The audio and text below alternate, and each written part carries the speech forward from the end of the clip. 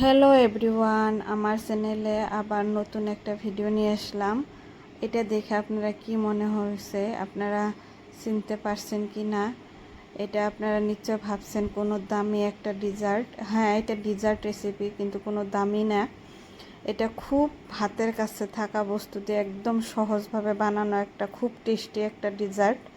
আর এটা বানানোর জন্যে আমি নিয়ে নিছি কাজু, কিশমিশ আর নারকেল। আর এই নারকেল, কাজু, কিশমিশ এগুলো আপনারা মানে নিজের পছন্দ মতো নিতে পারেন। যেগুলো ড্রাই ফ্রুটস আপনাদের পাশে অ্যাভেলেবল থাকে ওইটাই নিতে পারেন। এই যে কাজু, কিশমিশ বা নারকেল যে নিতে হবে ওরকম কোনো কথা নাই।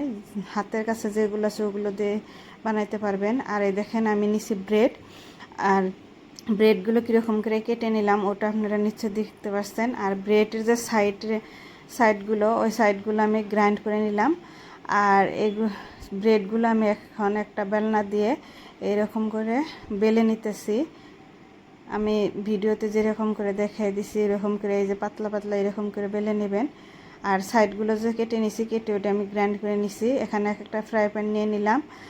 ফ্রাই প্যানে ঘি দিয়ে দিলাম। ঘি গরম হয়ে গেলে ওখানে আমি ড্রাই ফ্রুটসগুলো দিয়ে দিলাম। ড্রাই ফ্রুটসগুলো হালকা একটু ভাজা হয়ে গেলে দিয়ে দিলাম ব্রেড গ্রাম, যেটা আমি এই যে ব্রেডের সাইডগুলো যে আমি গ্রাইন্ড করে রাখছিলাম ওইটা দিয়ে দিলাম। ওইটা দিয়ে হালকা একটু নাড়াচাড়া করে ভেজে নিব যাতে ঘির ফ্লেভারটা আসে। আর 1 কাপ পানি দিব। পানি দিয়ে এটা লাড়াচাড়া করে নিব।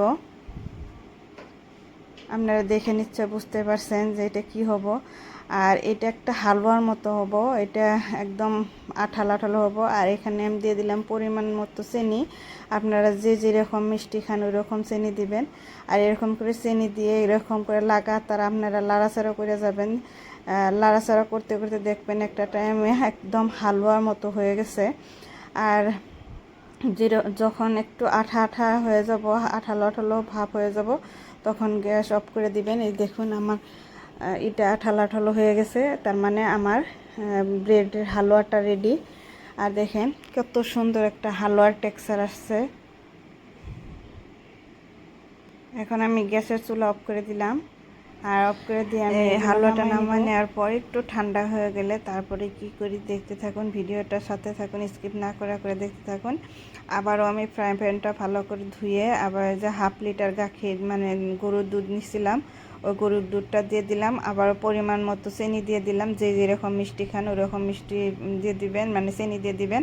আর একটু ইলাচি পাউডার দিয়ে গাখিরটা এখন মানে লাহে লাহে আপনার শুকায় একটু মানে যখন ঘন হয়ে আসবো তখন আমি আবারও দেখাইতেছি।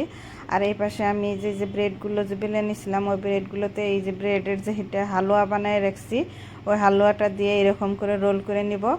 আর সবগুলো একের পর এক এরকম করে হালুয়া দিয়ে দিয়ে রোল করে নিব। রোল করে নিয়ে তারপরে এগুলো কি করি আপনারা দেখতে থাকুন, ভিডিওটার সাথে থাকুন।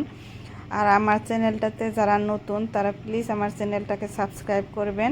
আর সাথে থেকে বেল আইকনটিও ক্লিক করবেন যাতে আপনারা নতুন নতুন ভিডিওর আপডেট পান। দেখেন আমার ব্রেডগুলো সবগুলো এরকম করে রোল করা হয়ে গেছে।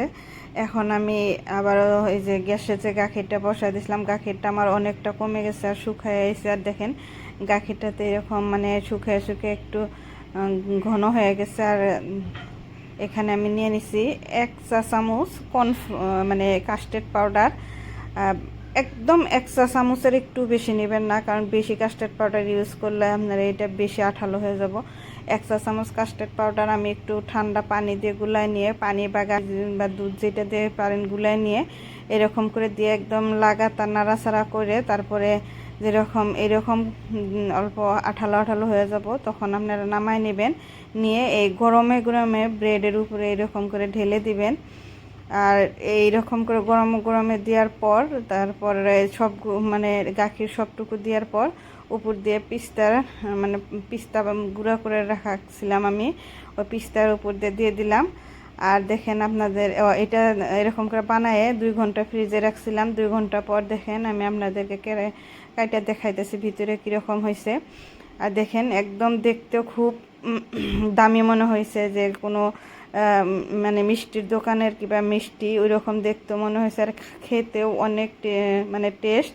আপনারা প্লিজ বাড়িতে এরকম করে ডেজার্ট মানে ট্রাই করবেন। ব্রেডের এই ডেজার্টটা খেতে অনেক টেস্টি আর বানাইতে একদম সহজ।